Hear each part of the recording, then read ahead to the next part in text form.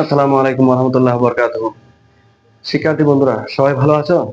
তোমাদের সবাইকে dream paradise teaching হোমের পক্ষ থেকে আন্তরিক অভিনন্দন ও শুভেচ্ছা জানাচ্ছি। আমি আজকে আলোচনা করছি নবম ও দশম শ্রেণীর এবং এসএসসি পরীক্ষার্থীদের জন্য তোমাদের গণিত বই অনুসরণী 9.2 এর 29 নাম্বার এই গুরুত্বপূর্ণ সৃজনশীল প্রশ্নটি নিয়ে। এর আগে অবশ্যই আমার আরো 2টি ক্লাস আছে, যেগুলোতে আমি এর আগেও যে অঙ্কগুলো আছে তোমাদের বইয়ে অনুশীলনী সে অঙ্কগুলো করিয়ে দিয়েছি। আশা করছি তোমরা উক্ত অঙ্কগুলো দেখেছো। তো একটা বিষয় মনে রাখবে, অঙ্কগুলো করার জন্য তোমাদের সূত্রের অবশ্যই প্রয়োজন আছে, কেননা ত্রিকোণমিতি ও পরিমিতির এমন এক ধরনের অঙ্ক যে অঙ্কগুলো সূত্র এবং মান ছাড়া একটা লাইনও তুমি কল্পনা করতে পারবে না। সুতরাং সূত্র তোমাকে জানতেই হবে। তো তোমাদের সুবিধার্থে সূত্রের একটি ক্লাস, মান নির্ণয়ের একটি ক্লাস আমি ডেসক্রিপশন বক্সে আপলোড দিয়ে রাখলাম, এবং এর আগে যে ক্লাসগুলো নিয়েছি সেগুলোর লিঙ্কও ডেসক্রিপশন বক্সে দিয়ে রাখলাম। তোমাদের যাদের প্রয়োজন হবে তোমরা সেগুলো দেখে নিবে।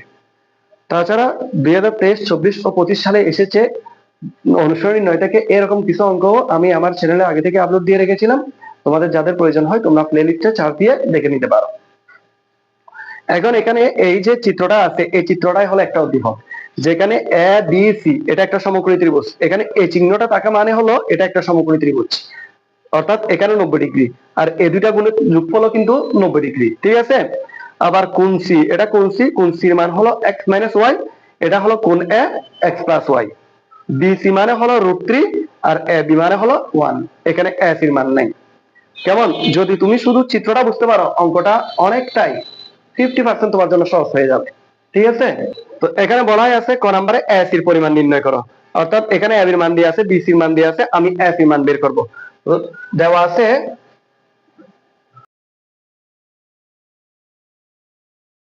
a b equal to 1 এবং b c equal to √3। তো তোমাদেরকে তো শুরুতেই বলেছি এটা হলো একটা সমকোণী ত্রিভুজ। তাহলে সমকোণী ত্রিভুজে আমরা পিথাগোরাসের উপপাদ্যটা ব্যবহার করতে পারি। পিথাগোরাসের উপপাদ্যটা কি জানো? সেটা হলো অতিভুজ স্কয়ার ইকুয়াল টু ভূমি স্কয়ার প্লাস উচ্চতা স্কয়ার। তো আমার এখানে ভূমিও আছে, উচ্চতাও দেওয়া আছে, তাহলে দরকার কাকে? অতিভুজকে। তাহলে অতিভুজকে এসি। সুতরাং ত্রিভুজ এ বি সি সমকোণী ত্রিভুজে এস ইকুয়াল টু, তাহলে এস ইকুয়াল টু কি হবে? রুট দিতে হবে। এখানে এসি মানে হলো বড় বাহু, তাহলে বড় বাহুটা বের করার জন্য ছোট দুইটা বাহুর বর্গ যোগ করতে হয় এবং বর্গমূল করতে হয়। এটা হলো সহজ একটা কৌশল। ছোট বাহু বের করতে হলে অতিভুজ থেকে বাদ দিতে হবে, আর বড় বাহু বের করতে হলে অন্য যে দুইটা বাহু আছে দুটো বাহুর বর্গকে যোগ করে বর্গমূল করতে হবে। তাহলে অন্য দুইটা বাহু কি কি আছে? একটা হলো এবি আর একটা হলো বিসি। কেমন?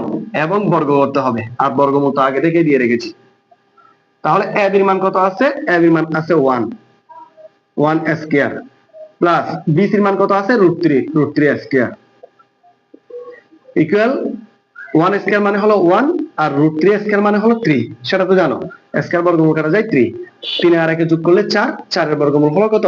2, অর্থাৎ s এর মান হবে 2। তো আমি এখানে লিখেও রাখি, পরবর্তীতে আমার প্রয়োজন হবে এখানে উত্তর লিখে রাখবে। সুতরাং নির্ণয় s এর পরিমাণ 2।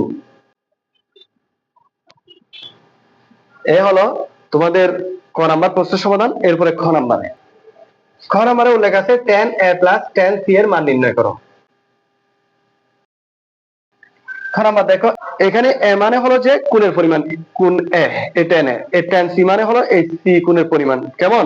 তাহলে tan a বলতে বোঝায়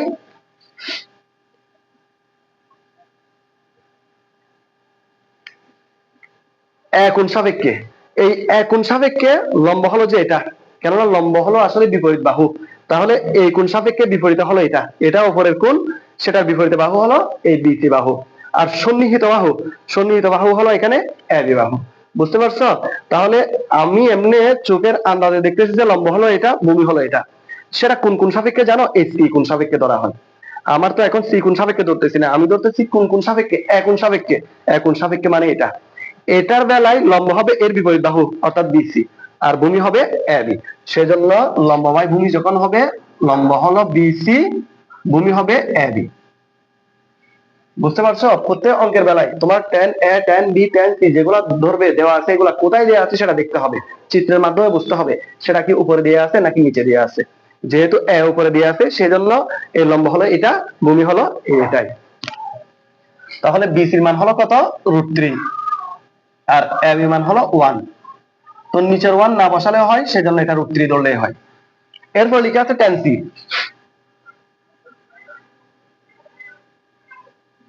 tan c equal to, tan c মানে a কোণ সাপেক্ষে, a কোণ সাপেক্ষে কিন্তু ঠিক আছে, বিপরীত বাহু হলো এটা।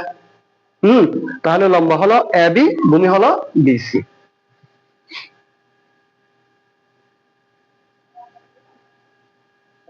ইকুয়াল টু এবি, এবি মানে হলো 1 আর বিসি মানে হলো √3। এখন tan এর মান পেয়েছি √3, tan c এর মান পেয়েছি 1/√3, এই দুইটাই যোগ করব আমি। সুতরাং tan a plus tan c equal to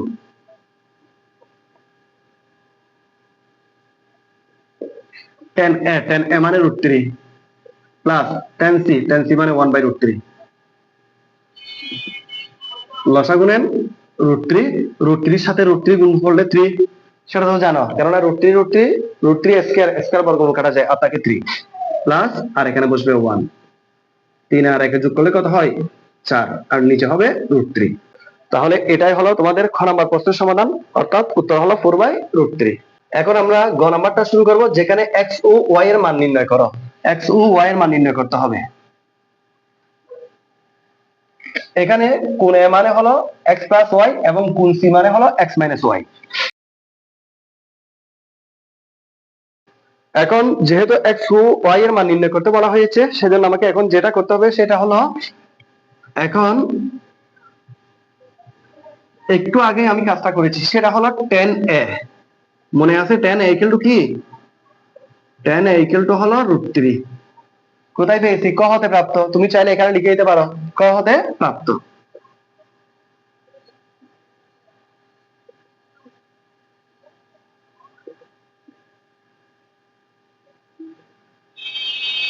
tan a equal to √3, বা tan লিখলাম কোণ a, এটা a মানে এখানে কোণ a, কোণ এর মান হলো x প্লাস y, সেজন্য আমি x প্লাস y লিখলাম, ইকুয়াল √3। এখন আমাকে দেখতে হবে √3 tan এর কত ডিগ্রি মান। √3 হলো tan এর 6 ডিগ্রি মান, tan 6 ডিগ্রি। সুতরাং x plus y equal to 60 degree. সমীকরণ 1, এটা হলো সমীকরণ কত, 1। tan উভয় পক্ষ থেকে বাদ দিছি, x plus y equal two কত ডিগ্রি হয়, 60 ডিগ্রি। আবার আমি কিন্তু একইভাবে tan c এর মানও বের করেছি। tan c ইকুয়াল টু কি ছিল, 1/√3। তোমরা আমাকে প্রশ্ন করতে পারো, স্যার এখানে tan a এবং tan c দিয়ে কেন বের করতেছেন, অন্য কিছু দিয়ে বের করা যায়। হ্যাঁ, sin cos tan cot sec cosec সবগুলা দিয়ে তুমি এই গ নাম্বার প্রশ্নের সমাধান করতে পারবে। তবে সবচেয়ে সহজ হলো আমি যে পদ্ধতি করাচ্ছি সে পদ্ধতিতে, কেননা এই মানগুলো আমার আগে থেকে রেডি করা আছে, খ নাম্বার আমি পেয়েছি, সে মানগুলো আমি এখানে কাজে লাগাচ্ছি। কথা বুঝতে পারছো? তুমি যদি sin cos দিয়ে শুরু করো, তাহলে নতুন করে তোমাকে শুরু করতে হবে। অর্থাৎ এই অঙ্কগুলো বেশ কয়েকটা পদ্ধতিতে করা যায়, বলতে গেলে 6 থেকে 7টা পদ্ধতিতে অঙ্কগুলো করা যায়, যদি তুমি বুঝো এবং মানগুলো তোমার মনে থাকে। বা tan লিখলাম c, c মানে হলো যে x minus y equal two 1/√3 মানে হলো tan 30 ডিগ্রি। tan 30 ডিগ্রি মান হলো 1/√3। এখন উভয় পক্ষ থেকে tan বাদ দিলাম, x minus y equal to 30 degree. এটা হলো সমীকরণ কত, 2। কেমন? তাহলে একটা হলো x plus y equal to 60 degree, আর একটা হলো x minus y equal to 30 degree. সমীকরণ 1 ও 2 এখন যোগ করব, তাহলে x অথবা y এর মান পেয়ে যাব। সমীকরণ 1 যোগ 2, 1 ছিল x প্লাস y প্লাস 2 ছিল x মাইনাস y ইকুয়াল, এদিকে ছিল 60 ডিগ্রি প্লাস এদিকে ছিল 30 ডিগ্রি। এখন দেখো, বা x x এ যোগ করলে 2x, আর y y তো চলে যাচ্ছে, 60 আর 30 এ যোগ করলে 90 ডিগ্রি। উভয় পক্ষে যদি 2 দ্বারা ভাগ করি, x ইকুয়াল টু কত ডিগ্রি হয়, 45 ডিগ্রি হয়। x equal to 45 degree. যেহেতু আমি x এর মান পেয়ে গেছি, x এর মান সমীকরণ 1 নং অথবা 2 নং এ বসিয়েও y এর মান বের করা যায়, অথবা বিয়োগ করেও y এর মান বের করা যায়। x এর মান সমীকরণ 1 নং এ বসাই,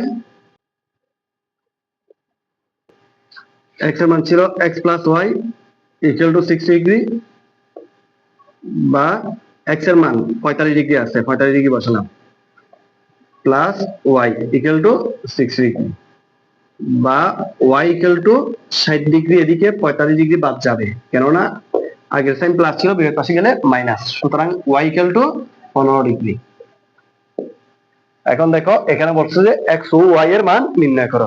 আমি বলতে পারি সুতরাং নির্ণয় এক্স এর মান হলো 45 ডিগ্রি এবং ওয়াই এর মান হলো 15 ডিগ্রি। এভাবে করে লিখে দিবে। উত্তরটা অবশ্যই লিখে দিতে হবে পরীক্ষায়। অনেকে তোমরা লিখো না, কিন্তু এটা আসলে ভুল, উত্তর পরীক্ষায় অবশ্যই লিখতে হয়। তো আসলে এই অঙ্কটা খুব গুরুত্বপূর্ণ একটা অঙ্ক, যদিও অঙ্কটা বেশি বড় নয়, খুব ছোট। তুমি নিজে করলে হয়তো 5, 6, 7 মিনিট লাগবে, এর চেয়ে বেশি লাগবে না। তো এভাবে করে তোমরা যদি বইয়ে আরো কোনো অঙ্ক পাও তাহলে এগুলো সমাধান করবে। আশা করছি চিত্রের মাধ্যমে যদি কোনো সমস্যা থাকে, তুমি আমার এই অঙ্কটা ভালো করে বুঝলে তুমি যে কোনো ভাবে অঙ্কগুলোর সমাধান করতে পারবে, সেটাই আশা করছি। ক্লাস যদি ভালো লাগে অবশ্যই লাইক, কমেন্ট, শেয়ার মাধ্যমে বন্ধু বান্ধবদেরকেও দেখার সুযোগ করে দিবে। ভালো থাকবে, সুস্থ থাকবে। আল্লাহ হাফেজ।